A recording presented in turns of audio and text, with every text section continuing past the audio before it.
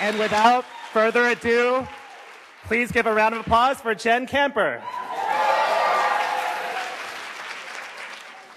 Well, it's been a hell of the last 2 days. This has been really emotional. I think that all of us have had moments where we're kind of overwhelmed by the fact that we're all here together. So thank you all for coming, and thank you, CLAGS, for hosting us. And maybe we'll do this again in a few years. Maybe we'll do it in San Francisco. And then maybe 2 years after that, we'll come back here. So I really appreciate the effort it took for all of you to be here. I want to thank Ted Oppenheim and the people at Prism for doing the books.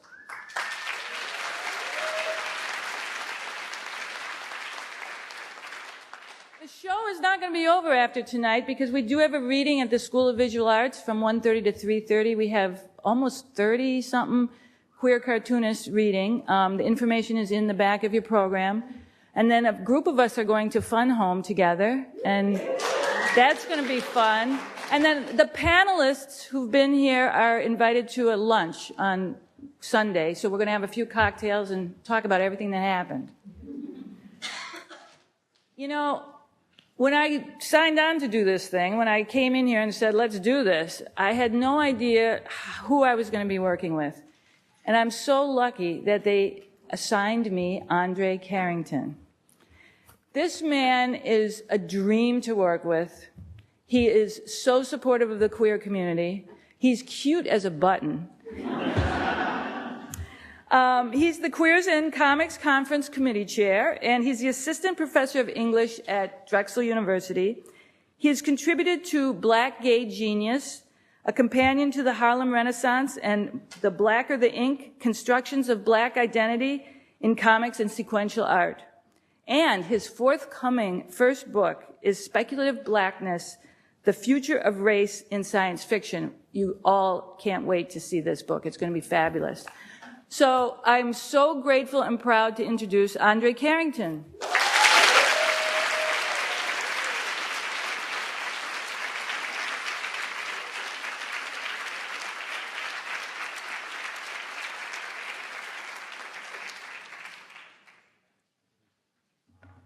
Thanks, Jen. I am cute as a button. Gosh. So thank you to everybody who is here. And I also want to say thank you to everybody watching the live stream. Thanks to everybody watching what's happening right now in overflow rooms. And a special thank you to everybody who has been and is now live tweeting with #QueersComics and has been for the past few months. I've toiled away 140 characters at a time with so much excitement, and it has led to this, and it's been phenomenal. So I want to also thank all of the supporters of the conference. If you have a conference program, it's a very hot commodity, you can see them at length, and we will extend more thanks to them at the close of tonight's program. But I know everybody tonight is really looking forward to the main event. And I think one reason for that is that we had a wonderful first keynote last night by Howard Cruz.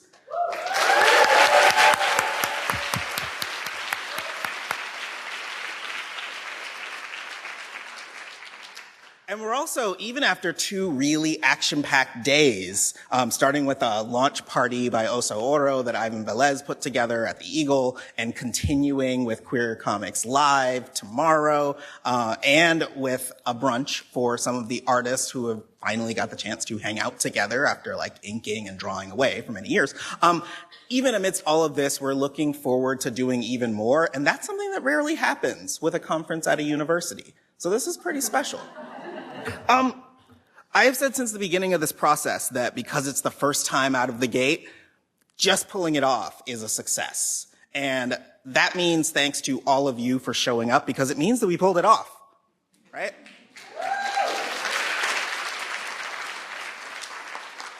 This has been a couple of days of looking forward to future collaborations, of building community, of reconnecting, of making new friends, of making new art and learning from one another. And tonight's main event, Alison Bechdel's Keynote, is going to give us a sense of what that has been like in her career and what we have to look forward to in continuing to learn and benefit from her work. Alison is a graduate of Oberlin College and a resident of the great state of Vermont. In addition to 25 years of Dykes to Watch Out For comic strips and numerous collected volumes of the strip that has been called one of the preeminent oeuvres in the comics genre period by Ms. Magazine, in addition to 2 graphic memoirs, Fun Home, inspiration for Fun Home the musical on Broadway, and Are You My Mother? She is also the editor of Best American Comics in 2011, and her work has appeared in McSweeney's, Granta, Slate, The New Yorker, and countless newspapers, magazines, and websites. Last night's introduction by Karen Green made me feel like I need to step my game up a little bit and be scholarly and reflective when talking about the work of a tremendous artist who's done so much for our communities. So I was thinking, how do you do that, right? And so the easiest introduction, the easiest note I can start on is that tonight, the person I'm introducing is not just Alison Bechdel, cartoonist, but Alison Bechdel, genius, right? And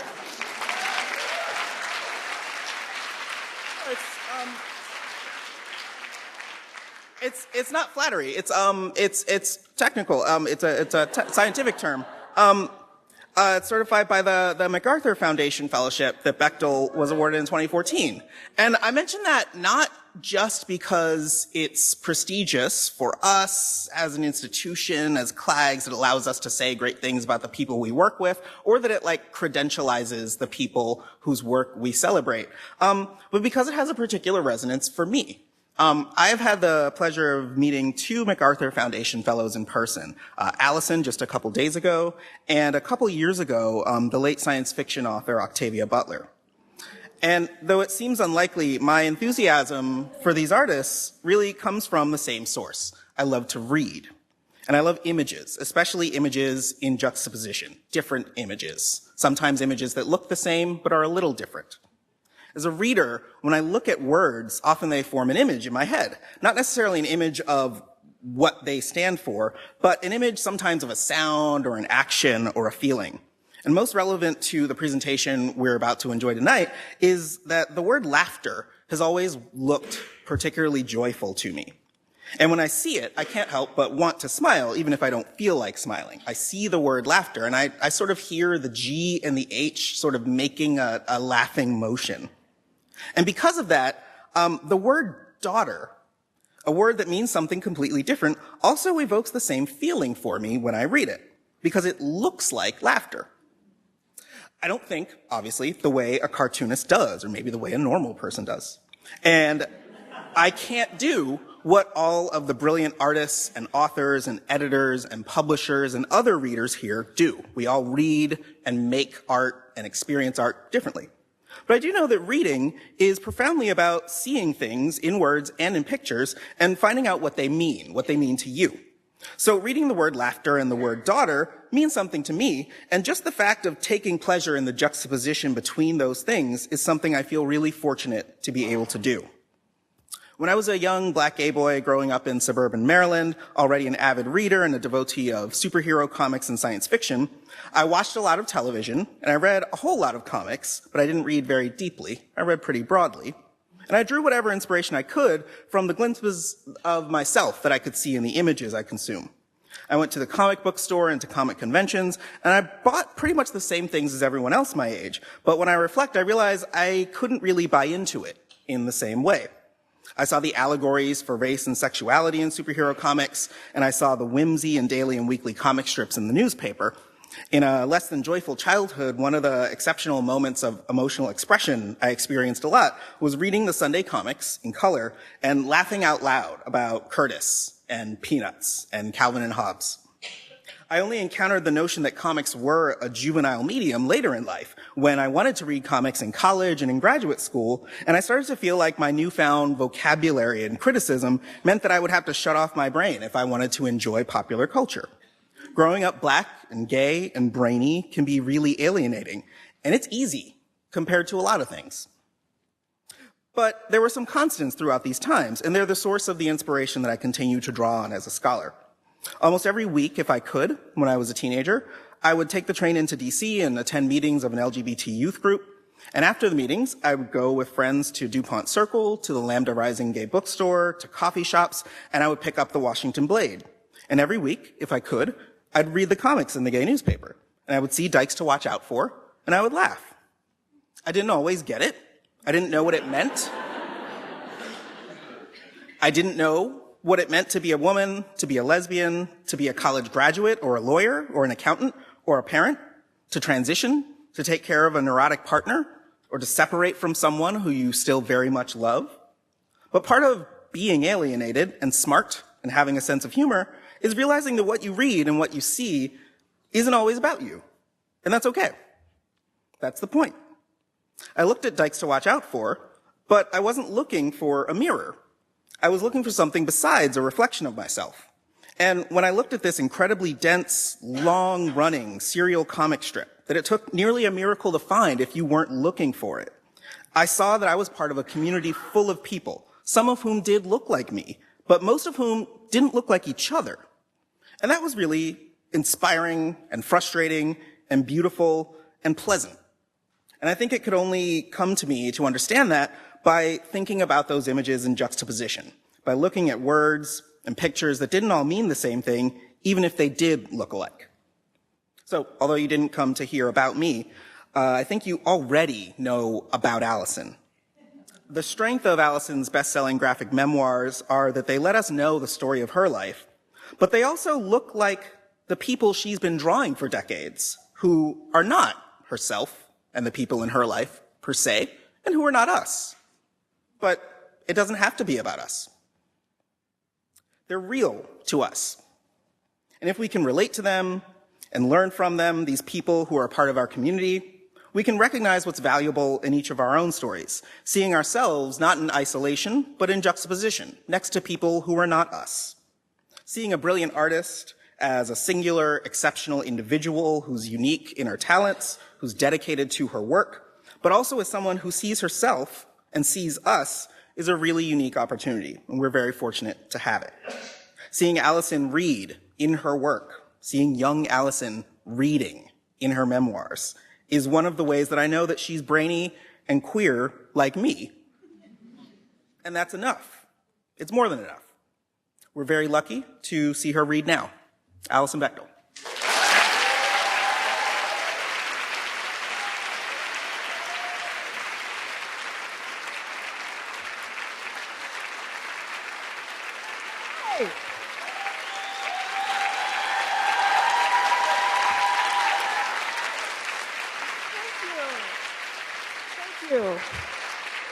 Which of these mics should I speak into? Do they both work? Either this one? Okay. Hi, everybody. Thank you so much. Isn't this conference amazing? I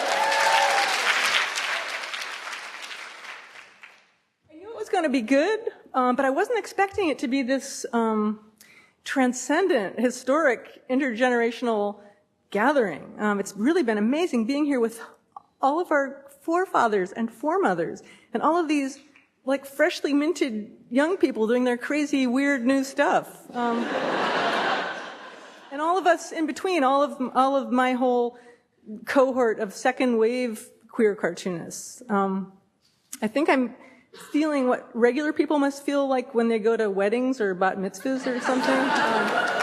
Like I finally get why families would want to get together. I feel like a part of the creative and political lineage of all the cartoonists here in a very heartfelt way, more than I've ever felt connected to my actual like relatives. I feel filled with respect and gratitude to the pioneers here, the people who made my work possible. I feel tenderness and pride for this new generation of younger cartoonists. And I wasn't prepared for this. I didn't know that was going to happen. This knitting together of the past and the present and the future. When Jen Camper first started talking about this conference. And can we just thank Jen again for making this happen?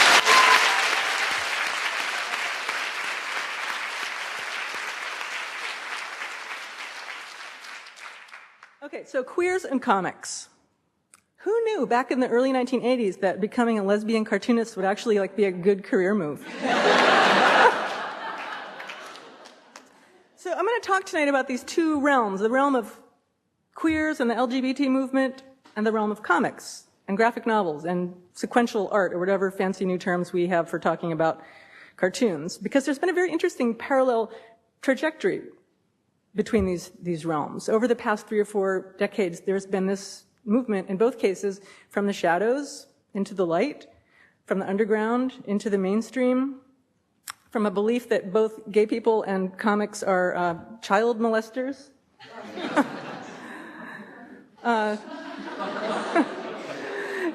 to a world where not only can gay people get married, gay cartoon characters can get married.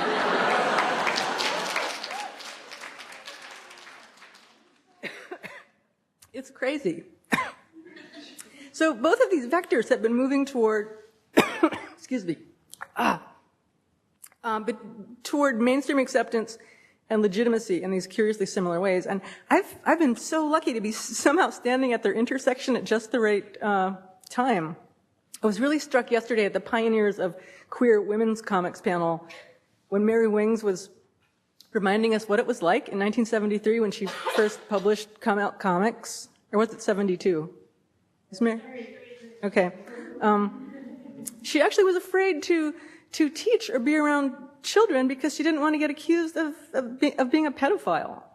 And Howard, in his keynote last night, spoke so wrenchingly of the shame that he grappled with as he struggled for years to come out. So things have changed so much in this relatively short period of time, and I feel so lucky to be here with these people I'm so indebted to, and to thank them for what they've enabled me and all of us to go on and do. But let me go back and start at the very beginning. A little bit before I realized I was a lesbian. Even before I knew how to write, there was something very magical to me about the way words and pictures looked together. And I would incorporate these random letter forms in my drawings, just because I liked the way they looked. I was also really fascinated with the idea of reproduction. I would take my dad's carbon copy, his carbon paper or his Mimeo sheets from school and draw stuff on them and get him to make me copies. Maybe because I somehow knew I wasn't ever going to actually reproduce, I found this idea of I just love the idea of making multiple copies of something. I made this newspaper for my family, and I would redraw it 4 times so everyone could have a copy. And I loved that. I loved that repetition was very soothing to me. So I drew all kinds of stuff as a kid. I'll just show you some drawings.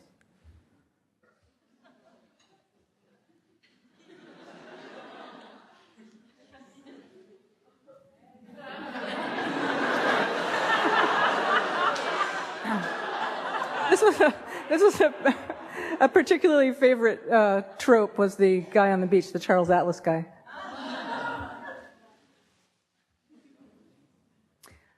All kinds of people, you might notice, with one curious exception. Oh, I would write stories and illustrate them too. People.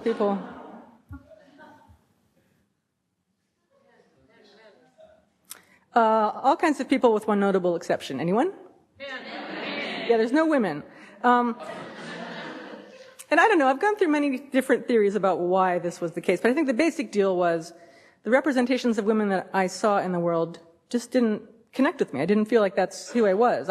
I was Mickey, not Minnie. And it wasn't that I thought I was a boy or wanted to be a boy. It was that I felt like I was just a person, not a female person. Like somehow Minnie was like a female Mickey. The way she's like this Mickey with all this stuff added on. And I've always struggled with this feeling of disconnection from myself, from my own autonomy and agency. And for a long time, I've explained that to myself as having to do somehow with gender. I feel like there was a certain point in my childhood when I knew who I was That's me in the red jacket there with my brothers. And this picture of me always felt very accurate, very consonant. But 5 minutes later, on that same day, my aunt put my barrette back in my hair and took this picture. I feel like my discomfort, my disconnection from myself is just so evident here. I look like something has just gone dead. And my childhood was a constant struggle between this dead public self and my alive private self. I would wear dresses to school and church, and then I'd race home to get back into my real clothes. But all too soon, of course, I was on the verge of puberty. And in 6th grade, they passed this out to all the girls, this pamphlet. Growing Up and Liking It, which sounds like such a threat.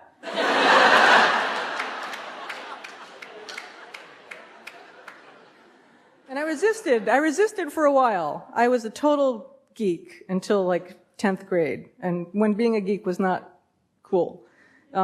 Eventually I knuckled under and I started wearing makeup and carrying a purse like the other girls, but I held out for as long as I could. And I'm showing you these pictures of myself, not because I'm narcissistically fixated at some point in my distant past, although I am. I'm showing you these photographs because there's something very necessary about being able to see an accurate reflection of yourself in the world. And unlike the serene young woman in the Growing Up and Liking It pamphlet, I did not see myself when I looked in the cultural mirror. Somehow, though, I did manage to come out when I was a junior in college. My coming out process in 1979, 1980 was nothing like what Howard described last night. It was a walk in the park compared to that. But I suspect it was a lot more prolonged than that of some of the youngest people who are here. I laughed at Howard's cartoon last night with Headrack when he finds that article in the paper about the emerging preschool homosexual. Because I think ultimately that's what it will be like. We'll just always know. I'm going to read you a little story about my coming out experience, okay? I came out in basically one day when I was 19, but after a very long period of denial. And this is from a story that I drew for Gay Comics in 1993, and I just want to thank Andy Mangels. Where's Andy? Andy, thank you. Andy pressured me to do this, a whole special Alison Bechdel issue of Gay Comics, which meant I had to draw all this new stuff, and I was really stressed out. I didn't know what I was going to write, so I ended up writing some autobiographical material, and I feel like this coming out story is sort of like an early draft of Fun Home. Eventually it turned into Fun Home. So thank you, Andy. Okay, so I'm just going to read this. I had just been browsing at the college bookstore, something I did a lot of in those days. I was lonely, a new transfer student, being entirely asexual, apolitical, and asocial. I hadn't made many friends yet. When I wasn't in class or at the bookstore, I was getting high and going to movies. My cinematic education... my cinematic education would have been excellent if I could remember any of it. The drugs, the endless movie-going, the hours of browsing through books. I was trying desperately to distract myself from a truth that was slowly but surely struggling to the surface of my sex-starved soul. One of the books I happened to flip through that particular gray afternoon was About Homosexuals, as I later noted in my journal. Various people were interviewed about how they had come to realize they were gay and what their lives were like. I read for a while. Then at my usual hour, I left the bookstore and headed back to my dorm. My route lay across a large square park.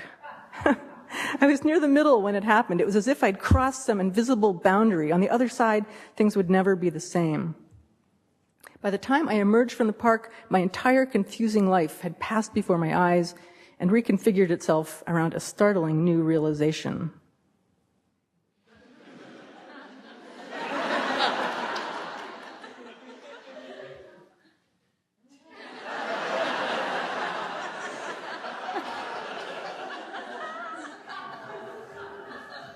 So this was this kind of funny light version of my coming out story. But in fact, my coming out process was enormously complicated by the fact that almost as soon as I realized I was a lesbian, I found out that my dad was gay too, or bisexual, and deeply closeted. And almost as soon as I found that out, he died. He was hit by a truck in what my family was pretty sure was a suicide. So that was extremely traumatic and crazy. And in many ways, I just kind of shut down about it.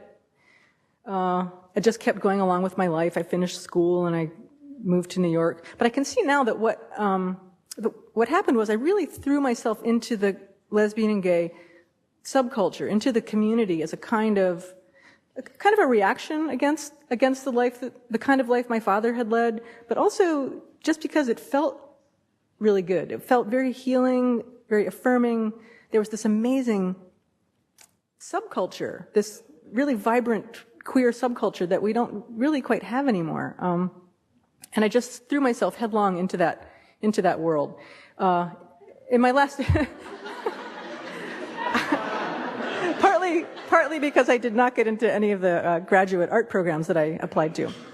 So I moved to New York City, which I like to think of now as the MFA program of the streets.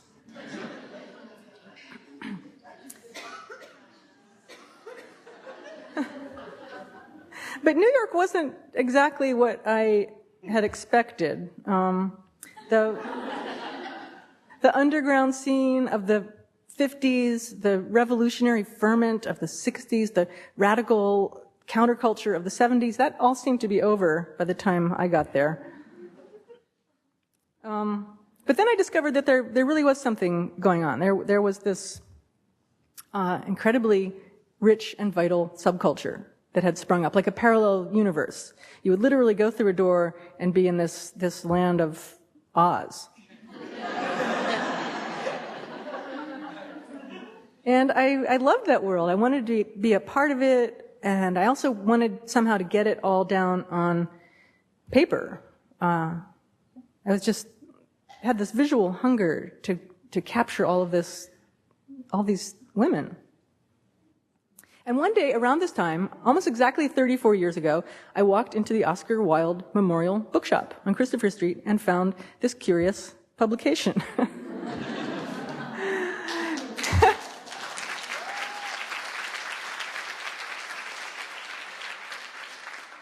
It was really funny to hear Howard talk about this. He showed the same slide last night, and actually a shot of the bookstore. And he talked about how he went in and talked to Craig Rodwell, the owner of the store, and peddled him the comic book and got him to sell the comics there. And Howard, you said that was in 1980, and it was June of 1981 that I went in and found this comic book. So I had been kind of at loose ends after getting out of school, not getting into grad school or anything. I didn't know what I was going to do. I just came here and started, got a crappy job and wasn't sure what I was going to do. And I was kind of shell-shocked still because of my father's death. But this book, here was this book full of comics by gay men and lesbians about their lives. And I saw that this was something one could do. You could write comics about your actual real life as a queer person.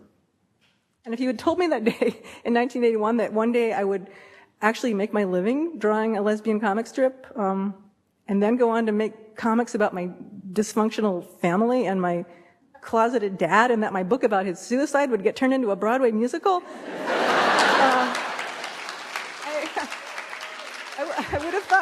I would have thought you were one of those crazy people talking to themselves on the street before everyone started talking to themselves on the street.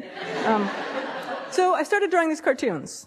I'm going to just do a 25-year retrospective of Dykes to Watch Out For. 1983.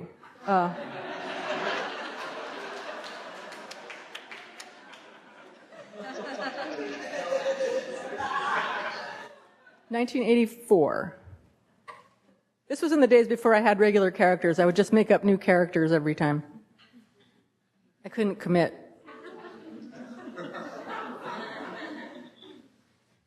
1985.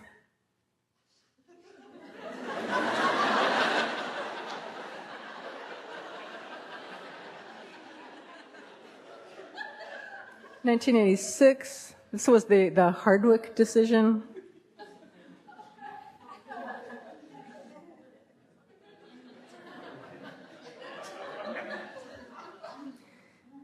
87.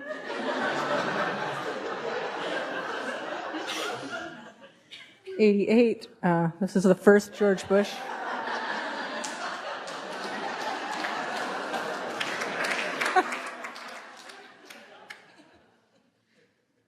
89.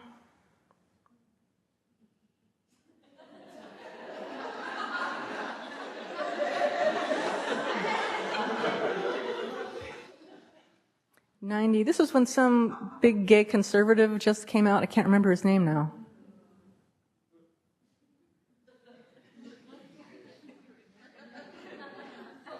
'91, the first Gulf War.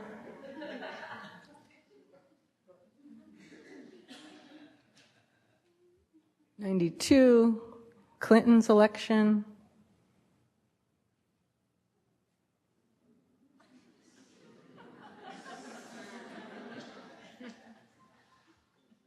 '93.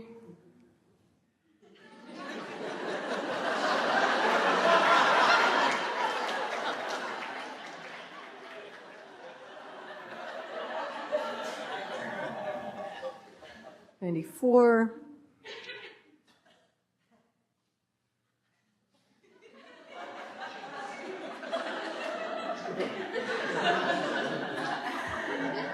'95, the O.J. Simpson trial.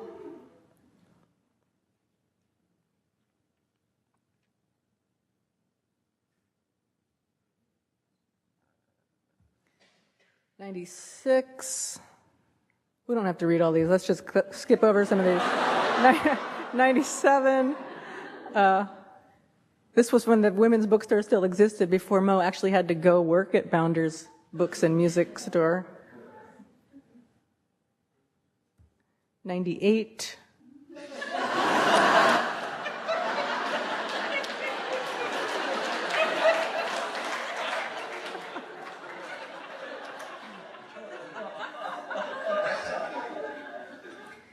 '99. This was the war in Kosovo.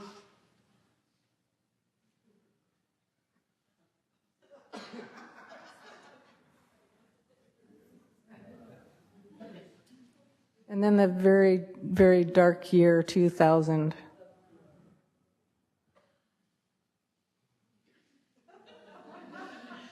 This was kind of, this was the beginning of the end for me. This is when the strip really started to like get depressing.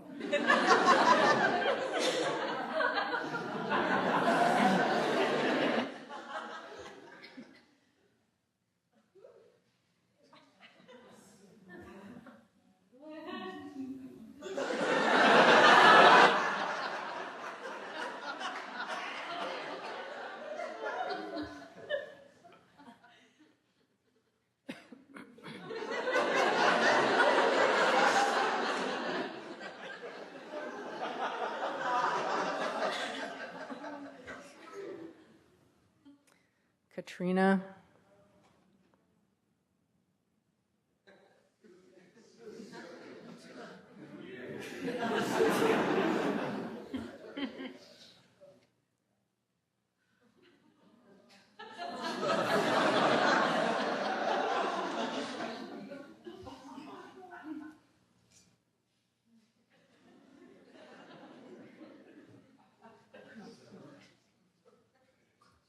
And then this was the end. 2008 was the last year. I ended just during election season. Sydney and her ex are discussing who they're voting for.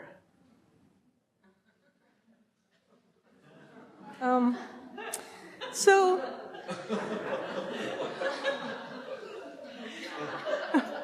things really changed a lot. This was like 25 years, and the world was very different. When I first came out in 1980, there was this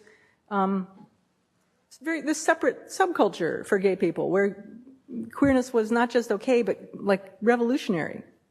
And I felt then like I didn't want or need approval from the broader culture. I felt like mainstream culture was kind of irrelevant to my concerns. But gradually that started to change for everyone. This is a strip where this character, Eric, comes in and tells everyone about this nightmare he just had.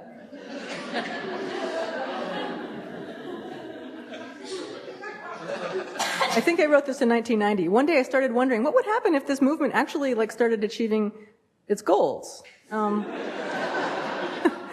And it seems like this is what would happen.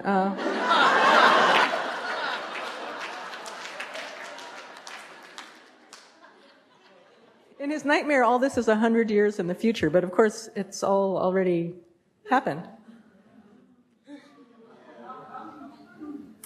So I guess I had always hoped, like my character Mo, that we were going to change the world, not that we would get assimilated into the world. But both of those things happened. Both of those operations were at work. But my goal with my work has changed over the years. My original mission was to prove that dykes were okay.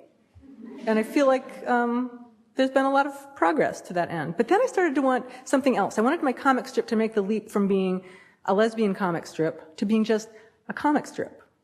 And occasionally a straight person or a reviewer would say that my work was universal. And I loved that adjective. It was sort of cool. But it also bugged me because behind that word universal, I can't help but sense this lurking fear of difference. It's conditional approval, you know? And I wanted unconditional approval. I wanted to be okay even if I wasn't like you. And that's why I never tried to explain or defend lesbianism in my comic strip. I wanted people to just see that as a given.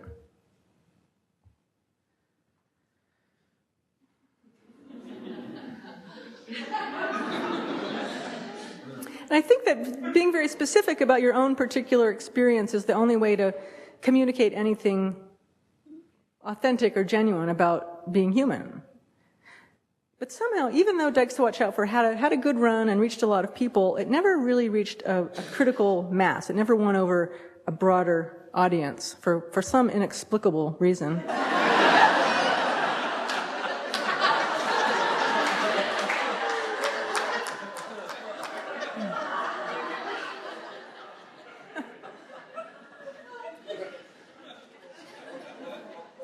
But over the years, a little element of frustration began to creep into my work. I'd always been a very good girl, a very good lesbian. I always thought political correctness was like a good thing, you know? It was like praise to me when someone once criticized my work as didactic. I thought that was like right on. But something had started to chafe a little bit by the mid-1990s, and now I have to thank Rob Kirby for inciting me to some other interesting work. He was doing this great zine, Strange Looking Exile, in the mid-90s, and encouraged me to do a story. So it was a fun way to let my hair down, because I knew it was a zine, like that was like really edgy and out there, not like the gay newspapers where I had to be kind of respectable. So I'm just going to read you this little short story. Every August, I slog off to the Michigan Women's Music Festival to sell my cartoon books, along with t-shirts, mugs, and other merchandising concepts of dubious integrity. Once, Michigan was a religious experience for me. But over the years, I've grown increasingly jaded with the whole affair.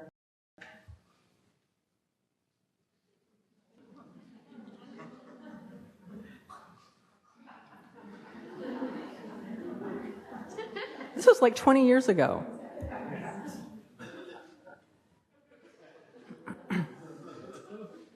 That summer, everything grated on me more than ever. Each day for a week, I sat... Each day for a week, I sat at my booth in a hot tent, peddling my wares.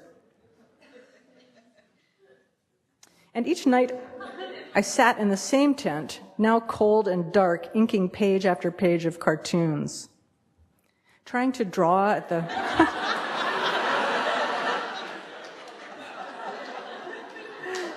Trying to draw at the festival was sheer madness, but with a major deadline looming, I had no choice. At 1 or 2 in the morning, I'd stumble back to my own small, mildewed tent.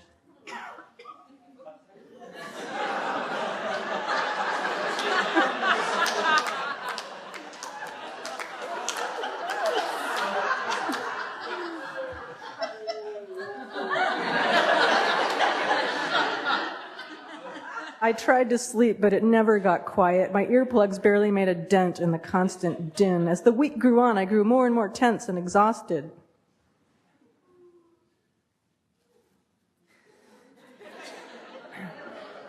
The complete...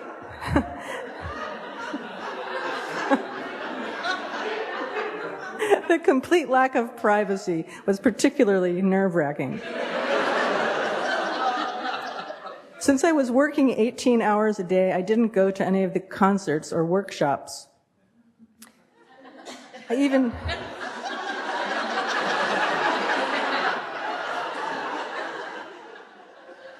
even missed the most spectacular meteor showers in years.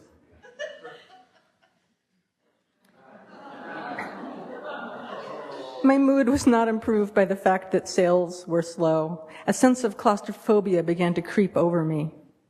At first, I thought it was just my clammy sleeping bag. But soon I was feeling it even outside in the middle of an open meadow.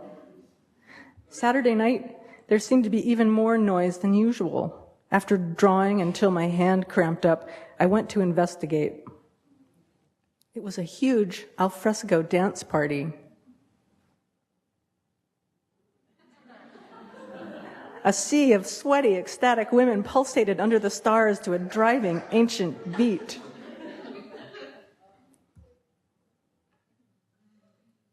Next day, the festival ended. At 7 p.m., I packed up my booth, but we weren't allowed to bring our cars in to load our stuff until Monday morning. I couldn't stand it. With a burst of frantic, desperate energy, I hauled all my boxes and gear 2 miles in a cart in the rain to my car. I was off the land by 11 p.m. 100 miles away, I spent the happiest night of my life.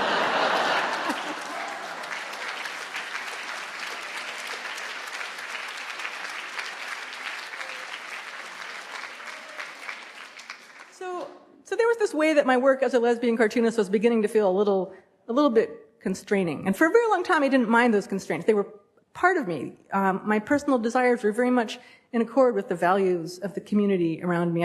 I didn't see the label lesbian cartoonist as a limitation. To me, it was a matter of principle, a matter of course that my lesbian identity was completely intertwined with my life and my work and my community.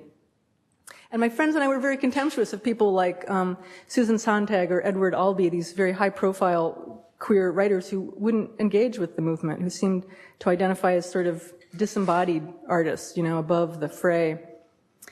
But by around 2000 or so, it was getting harder and harder to make a living with my comic strip. As gay people got more and more assimilated and bookstores were closing and newspapers and the internet was happening, everything was really changing, and my feelings of frustration were getting a little sharper. I had started working on my memoir, Fun Home, at this point, but it was in the very early stages, and I was really struggling financially. And in 2002, Dan Savage asked me to contribute a piece to the Strangers Queer Pride issue. So that gave me another chance to explore this slightly darker side of things. The Stranger is this amazing alternative weekly paper in Seattle, in case you don't know. It's not a gay paper, but it's a very gay, straight paper. So I had been starting to think, why can't I just be a cartoonist as opposed to a lesbian cartoonist? Why couldn't I be an American cartoonist? Why was I putting myself in this box? So here's this little piece I wrote. I wasn't always an oppressed minority cartoonist. As a child, I drew whatever I felt like. But once I realized I was an oppressed minority, those days were gone.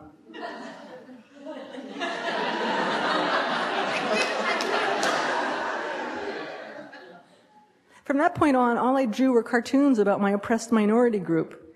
It didn't bother me that my cartoons were not in the New Yorker.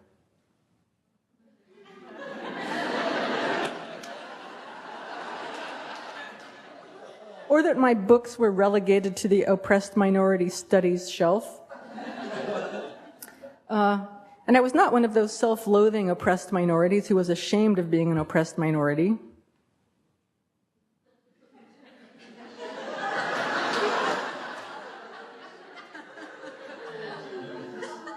It's true, I had hopes that one day my comic strip would be read not just by members of my oppressed minority group, but by regular people, too.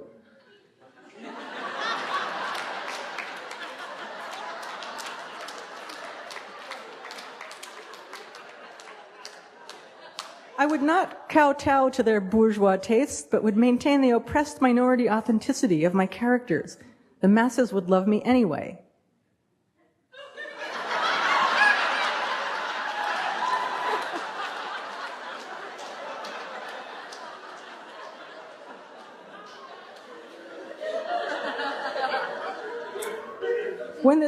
When this dream failed to materialize, I grew bitter.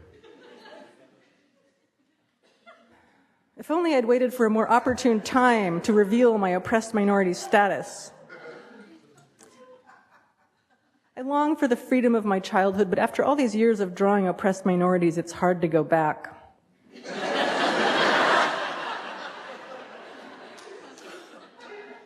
Time has taken its toll. And being an oppressed minority cartoonist is not as cheap as it used to be.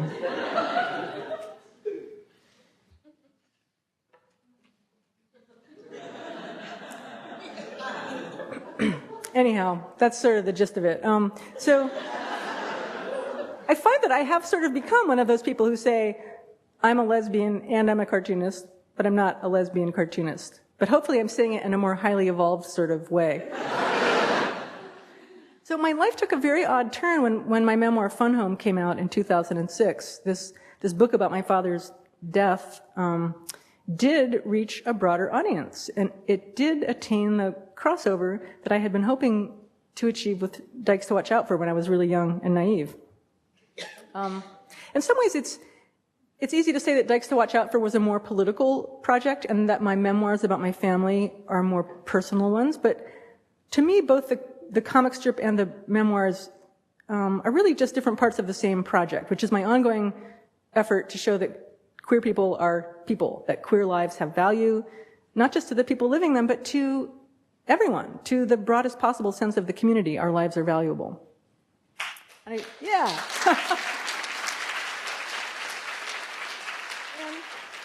And I feel like Dykes to Watch Out For and the whole LGBT civil rights movement that it was a part of made this weird moment possible, made the world safe for this very particular, very queer story about me and my dad, Fun Home, to be playing on a Broadway stage, for God's sake.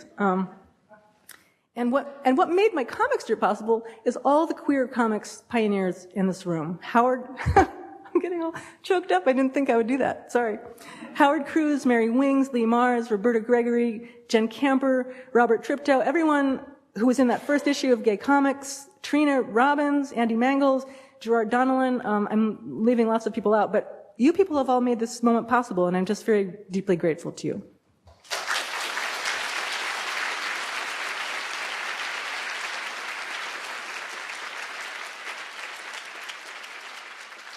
So I'm gonna wrap up just by reading a very brief passage from Fun Home. In a way, you could say that my father's end was my beginning, or more precisely, that the end of his lie coincided with the beginning of my truth. Because I'd been lying too for a long time. Since I was 4 or 5, Dad had taken me with him on a business trip to Philadelphia. In the city, in a luncheonette, we saw a most unsettling sight. I didn't know there were women who wore men's clothes and had men's haircuts. But like a traveler in a foreign country who runs into someone from home, someone they've never spoken to but know by sight, I recognized her with a surge of joy. Dad recognized her too.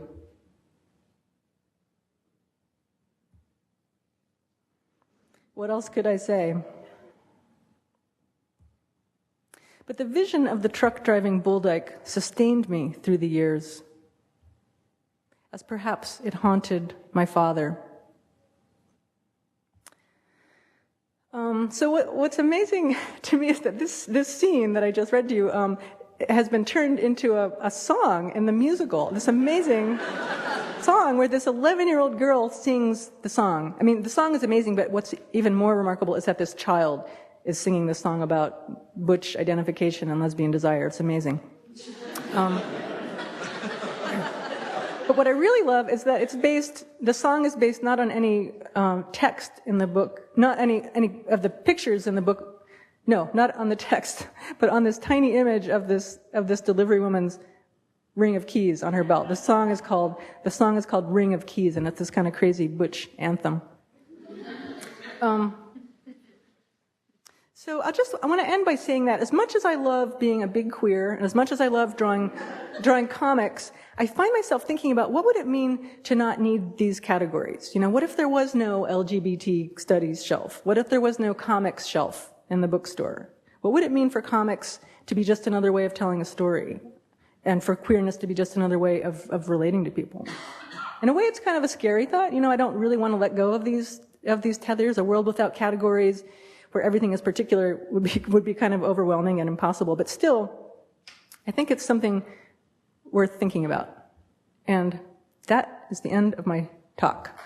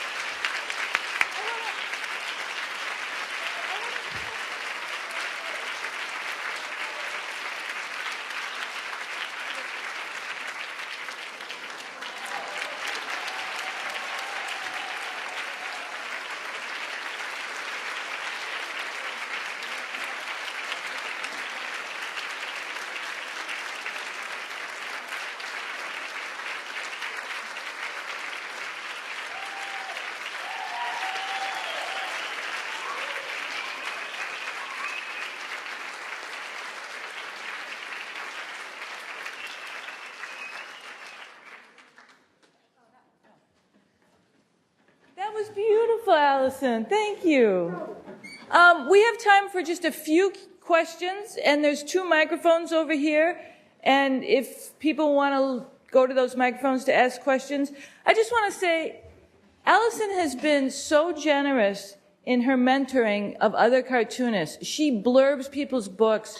She gives advice about things. You always say yes to doing a million fucking things when you have no time. And even doing this conference in the middle of the musical and all the excitements. And so thank you for your generosity to other cartoonists.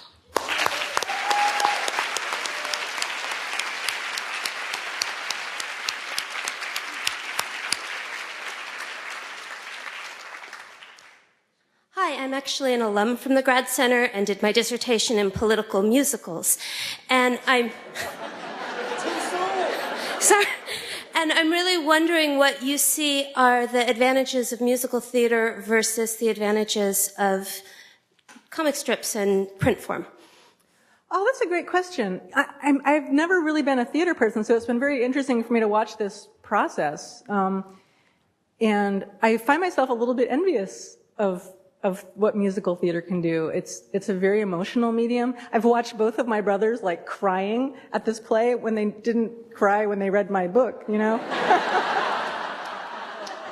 But I think, that's what musicals do. They're an amazingly emotional medium, and that's why people love them. But it's not, I'm not gonna start writing musicals, don't worry. I love, comics are, I love the fact that comics happen at the reader's pace, the reader's in total control of that experience, and that's really important to me. Anybody else? Yes. Hi. When you talked about recognizing the butch woman in the diner and seeing yourself in her, that was very much the reaction that I had to Dykes to Watch Out For when I read it as a young teenager. I saw myself without realizing that I was seeing myself. Oh. And I have read things in which you've said that you are sometimes overwhelmed by young women being these were the first lesbians I ever met. And this helped me realize who I was. So I wondered if you could just talk a little bit about knowing about this legacy that you've created and what you've meant to so many queer women. I try not to think about that. It is very, it's a little frightening. No, it makes me very happy. I'm very happy young lesbians had Dykes to Watch Out For and didn't have to read The Well of Loneliness like I did.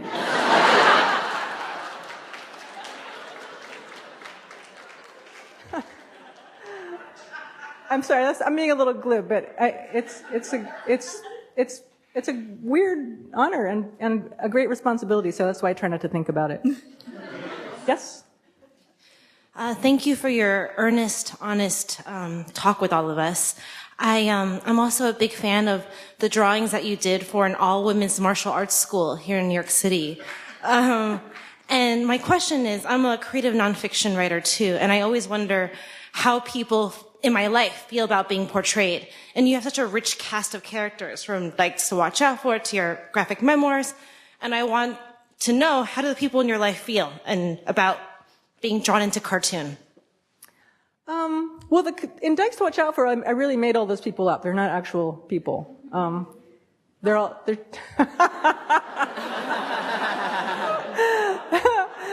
contrary to what some people might say. And my memoirs are all about my family, and I would say they're not too terribly keen on finding themselves in my books. But hopefully we're working that out. Yes. Hi. First of all, thank you so much for your work, and thank you for being here talking today. And I guess I'm hesitant to be the sort of fly in the ointment voice, but I've read your comics, and I know that you're not afraid to be that person. So I guess I question the cognitive dissonance between what you've expressed as a desire for this universality and assimilation, and on the other hand, the disappearing subculture. And as someone who really wants that subculture, I wonder if you could speak more to holding that cognitive dissonance and what we can do as homonormativity increases in our culture to retain places of subculture. I guess I also question, with the explosion of coming out as this speech act that we tell children, come out and your life will be good, and yet queer children are still killing themselves. I wonder what kind of responsibility as grown-up queers who produce culture have to let young queers know that there are subcultural spaces and they can wait till they grow up to have those spaces. I mean, in Fun Home, Alison doesn't come out until she has college, which is a sort of safe space for her to be queer. Right. Thank you. Yeah. Well, I mean, this event is a really amazing example of a subcultural space that is, I'm so impressed with the intergenerational quality of this event. I mean, that doesn't really happen very often. It's unusual, don't you think? And the stuff that we're talking about here, the history that we're talking about here, is going to get transmitted, and that's very exciting to me. And yeah, I guess I do feel nostalgic for the bad old days, but I don't really want them back. And I think I don't know. I don't know how we continue to build community except by doing stuff like this. And it's so encouraging to me that this actually is happening, because I haven't been to something like this in a long time. It feels really good. Yes? Hello, my name is Jennifer Courtet. I'm a cartoonist and a painter, and I've been doing work for about 20 years, and my question to you is, what does your mom think of your work? Because my mother has no idea what I do, and it doesn't seem like she's even interested, but she was also a creative person, and I know you have that in your background, so I was curious as to what her reaction is to your work. My mother, she's dead now, she died 2 years ago, but she was very upset when I started drawing Dykes to Watch Out For under my own name. She was like, go ahead and do it, but use a pseudonym. And I tried to explain to her that would just completely defeat the whole purpose, you know. But she came around over the years. People, I think of my generation, it was about a decade. It took our parents about 10 years to finally come around, if they did at all. But she did, and even though I went on to write these very intimate stories exposing her personal life to the world at large, she somehow understood. She wanted to be a writer herself. She respected that I needed to do this on some level, and that was a tremendous gift from her. But I think you should tell your mother what you do. She knows. She just doesn't respond. She just says, on the phone. Just keep telling her. Okay. You have to repeat it. Thank you. Yeah. Yes. Hi. So I've been trying to get up the courage to just tell you this when I see you around the last 2 days, but I couldn't because I was too shy. So here I'm going to tell you in front of everybody. My son is in his 20s, and he taught himself how to read, reading Dykes to Watch Out For, and Garfield. But he alternated between the two, and he's in his 20s now, and I mean, it's under debate how straight he is, but so far has expressed himself as being straight. And for him, he said to me when he was about 14, and we had just read another one of your books, and he said to me, I just want to tell her how much her, like, I don't know, he probably didn't say it in an emotional way because he was 14, but he was like, I just want to tell her, I wish I could tell her that, how much I love her books and how much, they just, like he said to me at that point that he had, taught himself how to read at that point.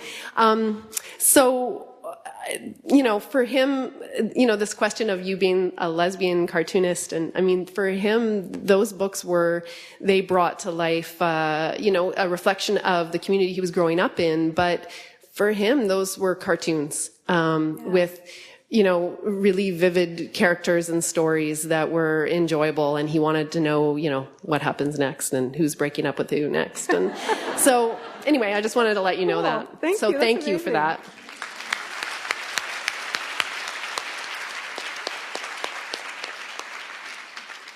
Yeah, it's amazing how, like, time keeps going on and history keeps happening. Yes. Hi, I'd like to echo what Jen Camper said, that you're so generous with your spirit and your kindness, even though you're very busy. I reached out to you in a really dark time in my life through like a long email, and your words back were really a turning point in my life. And so I'd like to ask, you've given the queer comics community so much. Is there anything that we can give you back to support you?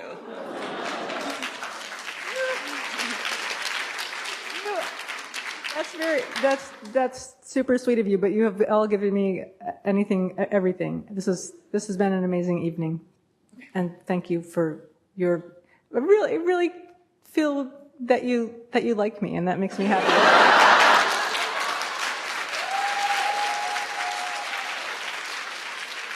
Okay, one more. Hi, Alison. I'm Christabel.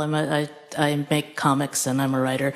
Well, first of all, thank you, because before the internet, it was Dykes to Watch Art For and the yearly screening of Before Stonewall, where when you had no other thing to look at. But I wanted to ask you, since you're so busy, and how do you decide for yourself what to put your energy into work on for your next projects and your art and the ideas that you have? How do you decide whether it's an idea to really put the months into, or it's something you're going to do later? That's a lovely question. I feel like I haven't had the leisure to think about that kind of stuff. I have things flying at me like this, and it's like, how many can I manage to catch? It's